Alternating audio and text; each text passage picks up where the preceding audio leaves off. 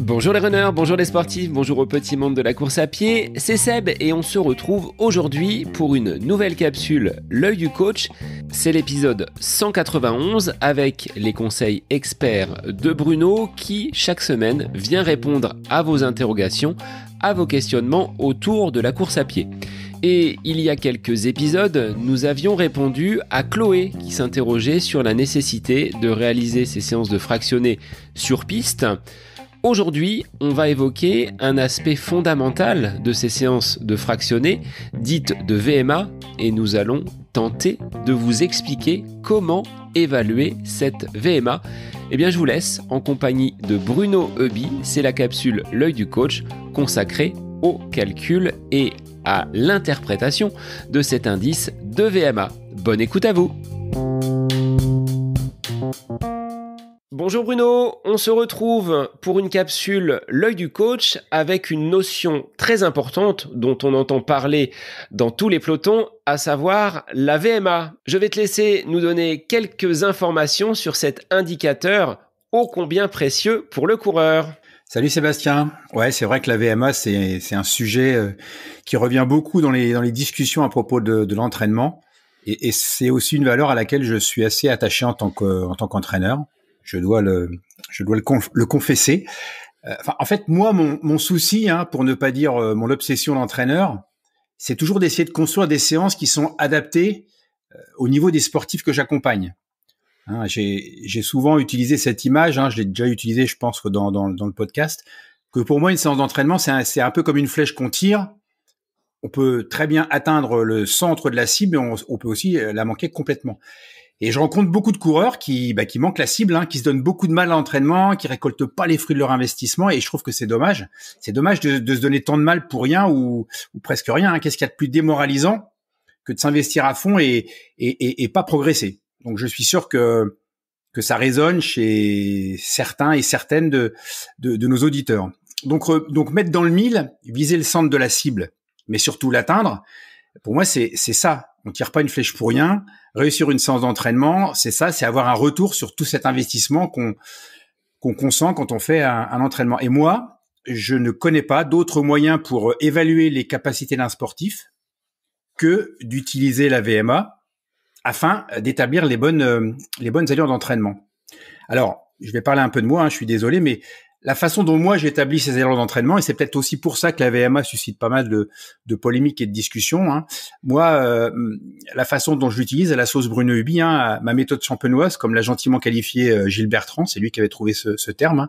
Gilles Bertrand, donc le créateur de la fameuse course des Templiers, pour ceux qui la connaissent pas. Bon, moi, c'est le fruit d'années d'expérience. Je ne suis pas un scientifique, je ne suis pas un vrai scientifique, je suis plutôt un homme de terrain. Et donc, après avoir analysé tout ce qui se passait sur le terrain, j'ai compris que la méthode d'entraînement qui était la plus efficace, l'utilisation de la VMA qui était la plus efficace, c'était d'utiliser, j'ai déjà dit, la VMA en utilisant des pourcentages de VMA sur des durées d'effort et non pas sur des distances. Donc on y reviendra peut-être. Je pense que c'est peut-être pas le propos de cette capsule de détailler ma méthode d'entraînement, mais en tout cas, voilà, moi j'utilise la VMA parce que c'est pour moi la meilleure manière de proposer aux athlètes des séances d'entraînement sur mesure et adaptées à leur niveau. On la met souvent en opposition, cette VMA, à la fréquence cardiaque. Pour toi, c'est pas ce côté cardio qui va être prépondérant. Tu privilégies la VMA donc sur tes séances d'entraînement. Oui, c'est ça. Moi, je donne toujours des allures de course. La fréquence cardiaque, elle est extrêmement variable. Elle est sujette à des tas de variations. La température, le stress, la façon dont la journée s'est passée pour le coureur. Il y a extrêmement la variabilité de la fréquence cardiaque, elle est extrêmement importante. Et pour moi, ce n'est pas une donnée fiable parce que c'est quelque chose qui est un peu figé dans le marbre. On va vous dire, voilà, votre fréquence cardiaque maximale, elle est de 175. Vous allez courir à 80% de votre fréquence cardiaque maximale, mais sauf qu'à 80% de la fréquence maximale, le jour J, ça va peut-être pas fonctionner aussi bien parce que justement, on sera pas en capacité d'atteindre la fréquence obtenue. Et il suffit de demander à ceux qui s'entraînent avec cette donnée pour se rendre compte que souvent c'est quand même un peu compliqué à appliquer. Et surtout, je pense qu'en termes d'efficacité, c'est pas ce qu'on aura de mieux pour atteindre les adaptations physiologiques qu'on vise quand on fait de la VMA. Parce que c'est quand même ça le but du jeu, hein. Le but de la VMA, c'est derrière ce terme, il y a quand même des choses bien précises. Il y a des adaptations physiologiques que l'on vise quand on est entraîneur, et le but, c'est quand même de les atteindre. Alors justement, Bruno, la VMA, qu'est-ce que c'est et qu'est-ce qui se cache derrière cet acronyme? Ouais, c'est ça. Ouais, c'est vrai que c'est un acronyme. Alors VMA, vitesse maximale aérobie. C'est donc la vitesse à laquelle le coureur, le sportif, puisqu'on parle aussi de PMA, hein, puissance maximale aérobie. Donc cette puissance maximale aérobie, on la transforme en vitesse pour une lecture plus facile, et elle correspond à la vitesse où la consommation d'oxygène du sportif est maximale. C'est pour ça qu'on parle de VO2 max. Donc VO2 max, VMA, PMA, c'est plus ou moins la même chose. Sauf que si vous savez que vous avez une VO2 max de 60 millilitres par kilo, ça vous donne pas d'indication précise pour établir le plan d'entraînement. En tout cas, pas à moi. Par contre, si on sait que cette VMA, elle est de 13, 13,5, 14, 15 km/h, ça, c'est une donnée concrète qui permet ensuite d'établir des allures d'entraînement. Donc, c'est la vitesse de course à laquelle tous les processus de transport de l'oxygène chez le sportif fonctionnent à leur maximum. Donc, on imagine tout ce que ça met en jeu, le cœur, les poumons, le réseau veineux, sanguin. Donc, tout ce système est mobilisé à son maximum pour apporter à l'organisme le plus d'oxygène possible, sachant que c'est l'oxygène qui est le comburant pour produire de l'énergie. Alors cette vitesse maximale aérobie, on peut la tenir pendant combien de minutes? Est-ce qu'il y a des paliers? Est-ce qu'il y a des estimations de cette durée à laquelle on peut soutenir cette VMA? Oui. Alors, on a longtemps parlé des physiologistes du Canada, parlaient de 7 minutes. Moi, je pense que si on s'adresse à la population globale, on peut parler de VMA entre 3 et 6 minutes. Et ça aussi, c'est un sujet de discussion, le temps de soutien à VMA. Il y a des débats là-dessus entre entraîneurs. Un coureur débutant n'a pas la capacité de maintenir longtemps sa consommation maximale d'oxygène. Il va l'atteindre vite, il la maintiendra pas longtemps. Un coureur plus confirmé va être capable de l'atteindre et de la maintenir plus longtemps. Donc, c'est ce qu'on appelle le temps de soutien à VMA. Donc, en gros, on est entre 3 et 6 minutes. La moyenne est entre 4 et 5 minutes. Donc, un test de Cooper, là j'avance un petit peu sur le protocole et sur la façon d'estimer cette VMA. Un test qui viendrait à durer 12 minutes, c'est impossible finalement d'avoir un résultat qui soit fiable. Si tu soutiens que entre 3 et 6 minutes, seule cette VMA sera possible à garder en termes d'allure maximale. Absolument, c'est exactement ça. En fait, Cooper, c'est un médecin américain, je crois, qui avait inventé ce test, qui a imaginé ce test sur 12 minutes pour évaluer en fait les soldats, les forces de l'armée de l'air aux USA. Et c'est vrai que ça permettait d'avoir une indication très précise sur leur capacité à soutenir un effort pendant 12 minutes. Mais la VMA ne doit surtout pas être évaluée sur 12 minutes. Sur 12 minutes, on va évaluer d'autres choses. On va évaluer une part de VMA, mais aussi une part d'endurance aérobie. Donc, on n'est pas du tout dans des données qui vont nous servir dans l'entraînement. Alors, pour simplifier, je vais peut-être aller au-delà de la question suivante. On a utilisé le demi-Cooper sur 6 minutes. Alors, très pratique à utiliser, 6 minutes, puisqu'on multiplie par 10. Vous courez 1000 mètres en 6 minutes, votre VMA est 10. Vous courez 1200 mètres, votre VMA est 12. Très facile à calculer. Sauf que moi, je pense, et je l'ai constaté sur le terrain, que très peu de coureurs sont capables de tenir leur VMA pendant 6 minutes. Donc, le demi-Cooper, c'est pour moi trop difficile. Ça sous-estime la VMA puisque c'est un test qui est encore un petit peu trop long. Alors, on va me dire que je chipote, mais je peux vous assurer qu'entre 5 et 6 minutes, il y a une sacrée différence. Et entre 4 et 6 minutes aussi. Donc, en fonction du niveau du coureur, on va plutôt privilégier des tests inférieurs au demi-Cooper. Alors, quel serait ton protocole, Bruno? Comment tu mets en place un test de VMA? Est-ce qu'il se fait sur piste? Est-ce qu'il se fait sur tapis? Est-ce qu'il se fait en nature? Comment on peut optimiser cette bonne analyse pour être au plus proche de notre VMA? Alors l'idéal, les meilleures conditions d'évaluation de la VMA sont pour moi le test VAM-EVAL. Donc c'est un test progressif, on appelle ça un test triangulaire, c'est un test progressif où la vitesse augmente d'un demi-kilomètre-heure toutes les minutes. Et le but de ce test, c'est que le coureur soit en mesure d'atteindre la plus haute vitesse possible, sachant que la dernière vitesse qu'il est capable de soutenir, puisqu'on lui impose le rythme de course, la dernière vitesse qu'il est capable de soutenir correspond à sa VMA.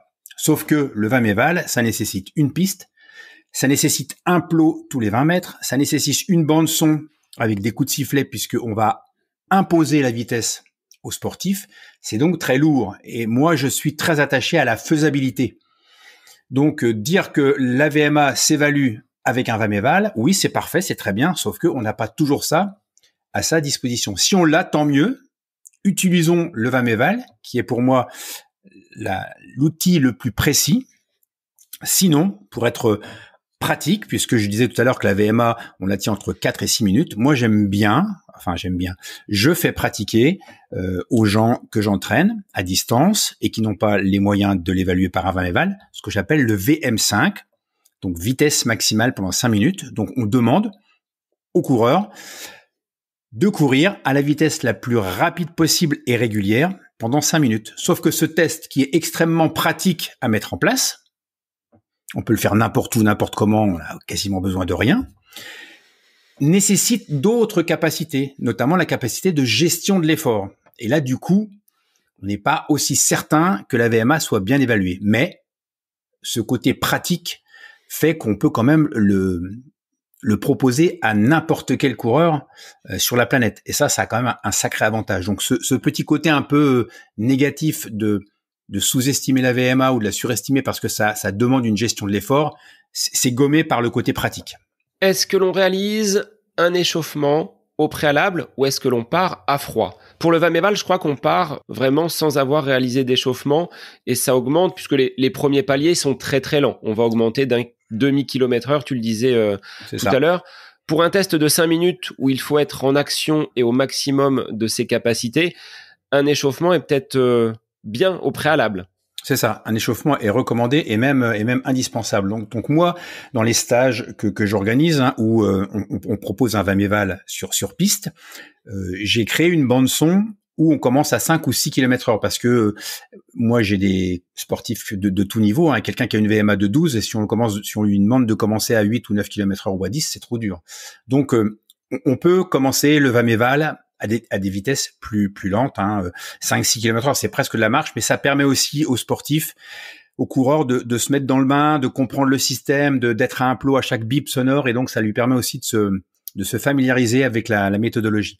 Concernant le VM5, oui, échauffement, comme pour une séance de VMA, quelques accélérations. Moi, je recommande vraiment de faire les accélérations à la vitesse à laquelle on pense réaliser son test, parce que quand on fait un test VM5, on va pas se lancer comme ça à l'assaut des 5 minutes sans savoir. Il faut quand même qu'on ait une certaine idée de la vitesse, de la VMA qu'on a. Donc, pas facile, me direz-vous, quand on en a aucune idée. Oui, bah là, du coup, on y va un peu à tâtons. C'est pas très grave.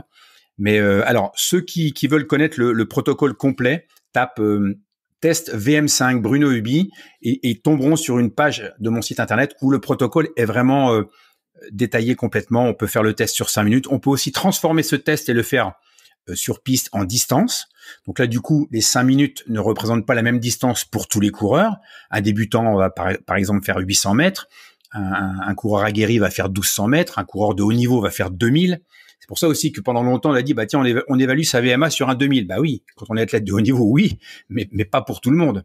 Donc voilà. Mais tout ça, c'est expliqué sur la page du site internet. Et on peut faire le test sur piste, en dehors de la piste, en durée ou en distance. C'est très accessible, c'est très facile à mettre en place. Mais il faut s'échauffer, effectivement. Donc, je remettrai le lien pour que les auditeurs puissent aller derrière ressortir une valeur parce que à l'issue de ce test, alors on le disait tout à l'heure, pour le semi-cooper, c'est relativement simple. On fait 1,2 km en 6 minutes, on multiplie par 10, on obtient sensiblement sa VMA. Pour le test de 5 minutes, c'est peut-être un calcul un petit peu plus savant à mettre en place pour ressortir cette VMA, mais vous trouverez donc le lien dans les notes de cet épisode. Alors, une fois qu'on a cette valeur estimée, Bruno, comment on va l'interpréter ? Qu'est-ce que l'on peut faire de cette VMA, toute neuve, toute belle. Il n'y a plus qu'à maintenant savoir quoi en faire. Ouais, c'est ça. Et là, je dirais pas que c'est le plus dur qui commence, mais presque. Parce que c'est là, donc, c'est ce à quoi je faisais allusion tout à l'heure. C'est l'utilisation de cette donnée. Hein. Moi, à titre personnel, j'établis le contenu des séances d'entraînement toujours en me basant sur des durées d'effort. Et j'applique à ces durées d'effort des pourcentages de VMA, c'est-à-dire l'inverse de ce qui se pratique dans 95, pour ne pas dire 99% des plans d'entraînement que je vois passer un peu partout, où on applique des pourcentages de VMA à des distances. Ce sont ces valeurs qui servent à établir les programmes d'entraînement. Et c'est une erreur. Hein. Je m'explique.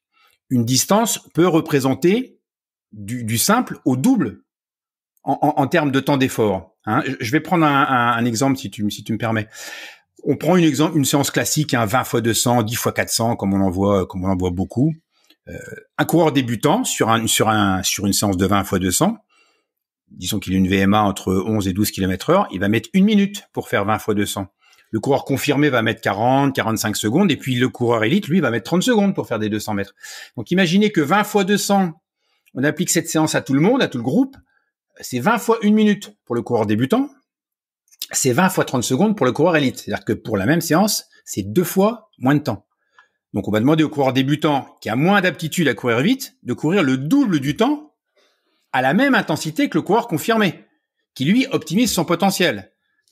C'est pas possible. Qui peut courir 2 fois plus longtemps à la même vitesse? Personne. Même Eliud Kipchoge ne peut pas. Hein. Et pire, c'est la double peine, puisqu'on va lui demander de courir 2 fois plus longtemps. Donc c'est une hérésie totale. L'utilisation de la VMA avec cette méthode provoque justement des blessures, des flèches qu'on tire à côté.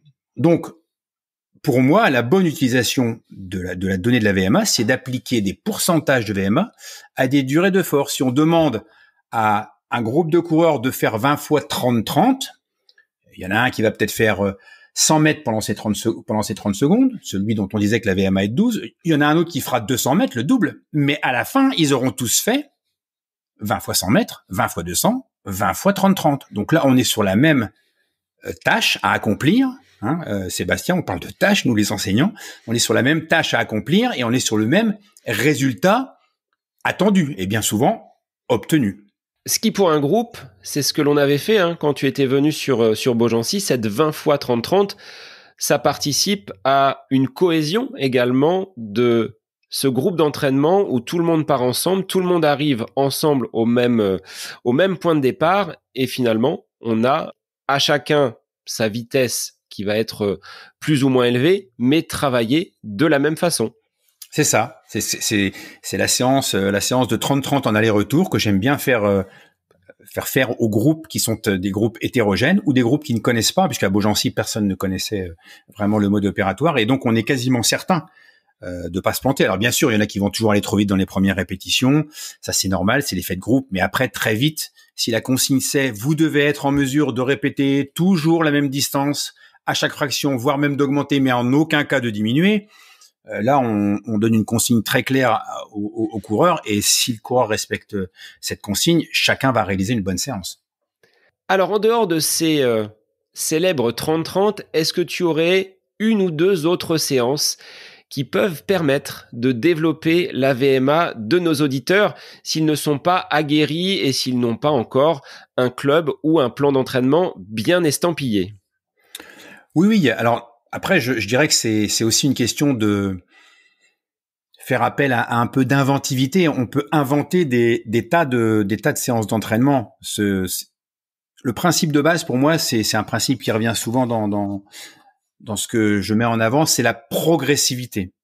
Donc, on ne va pas demander à un athlète qui n'a pas l'habitude de faire de la VMA de commencer par des séances trop difficiles. D'abord, c'est la meilleure façon de le dégoûter ou de le blesser ou qu'il n'y arrive pas. Donc, toujours la progressivité. Moi, il y a un exercice que j'aime bien mettre en place avant, je dirais, c'est l'entrée avant le plat principal. C'est ce que j'appelle les déroulés, où on va juste demander aux sportifs de dérouler, de courir vite pendant 20 secondes. Voilà, on lui fixe pas d'objectif trop difficile.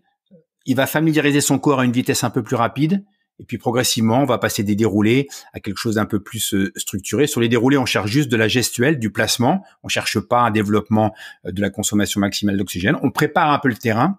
Et puis ensuite, on va passer à la VMA, les vraies séances de VMA, où là, on va pouvoir vraiment travailler le développement de la consommation maximale d'oxygène. C'est ça, il faut toujours qu'on ait à l'esprit quand on est entraîneur, ou même quand on est sportif, pratiquant, que quand on fait une séance de VMA, on veut développer sa consommation maximale d'oxygène. Ça veut dire quoi? Ça veut dire qu'il faut courir à des intensités proches de 100% de la VMA, au-dessus même pour les 30 secondes, en dessous de 30 secondes. Donc là, je ne sais pas si on a le temps de rentrer dans les détails, mais en fait, la durée de l'effort, va dépendre le pourcentage de VMA qu'on utilise. Plus l'effort est long, plus ce pourcentage va diminuer. En gros, on est à 105% de la VMA sur les efforts de 30 secondes.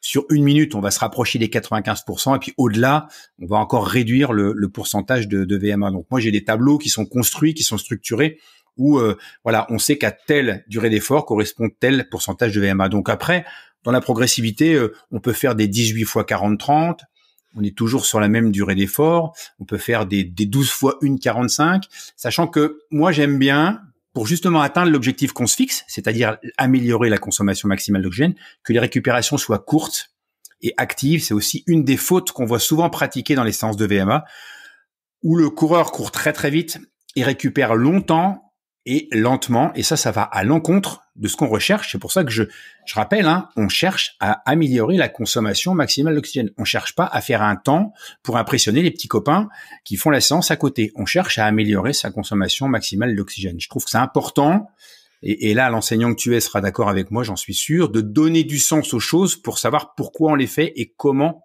on les fait. On voit trop dans des clubs des égos de coureurs qui ne cherchent qu'à une chose, c'est claquer un temps sur une fraction pour montrer qu'ils sont les meilleurs.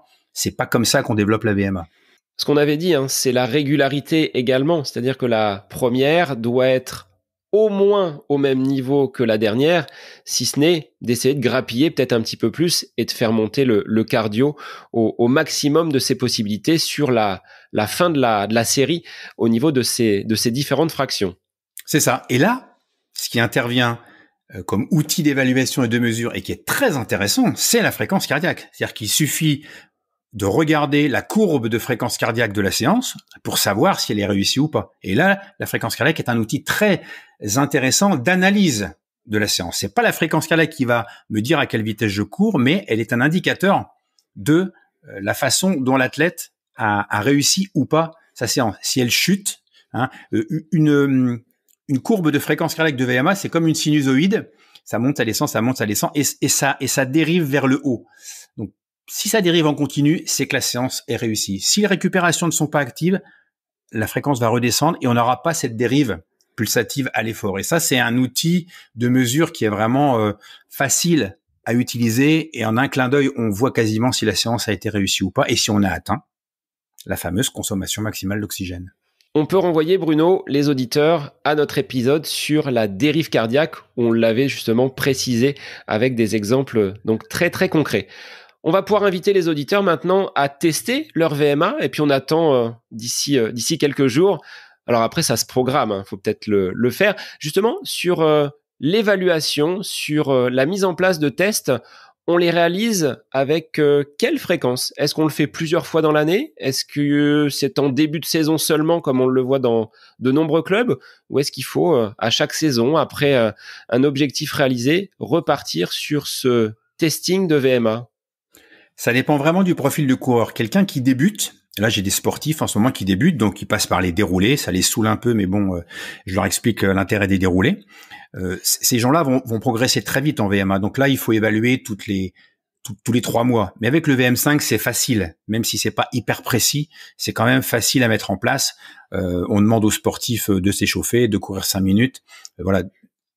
Même si on veut, on peut lui demander derrière de refaire un peu de 30-30 pour faire vraiment une grosse séance, pour ne pas perdre entre guillemets une séance. Après, avec les athlètes de haut niveau, moi quand j'entraînais Pascal Fétizon, c'est lui qui me disait à quel VMA il était. C'est un truc hallucinant, c'est-à-dire que lui, il faisait un test, il se faisait un petit test, ou même pas, il ressentait et donc on n'évaluait jamais sa VMA, parce que à ce niveau-là, Le sportif se connaît tellement qu'il ne fait jamais d'erreur. C'est pour ça que je dis toujours que c'est facile d'entraîner les athlètes de haut niveau. Ils se connaissent tellement bien que voilà, il y a pas de problème. On peut faire n'importe quelle séance à n'importe quel moment.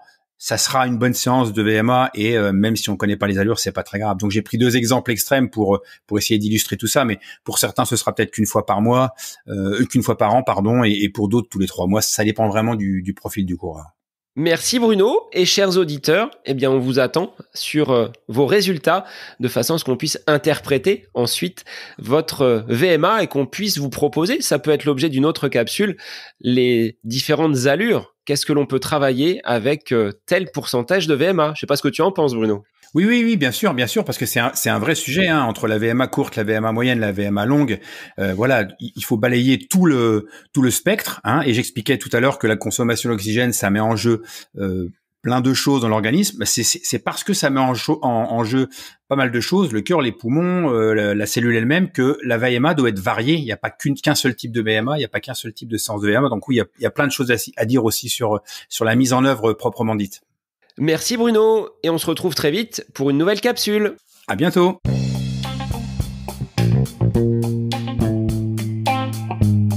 Cette capsule L'œil du coach avec Bruno Heuby est désormais terminée. Merci à vous pour votre écoute, mais aussi pour vos retours sur ce format d'épisode un petit peu plus court. N'hésitez pas à nous transmettre vos questions, vos interrogations via les différents réseaux, Facebook et Instagram.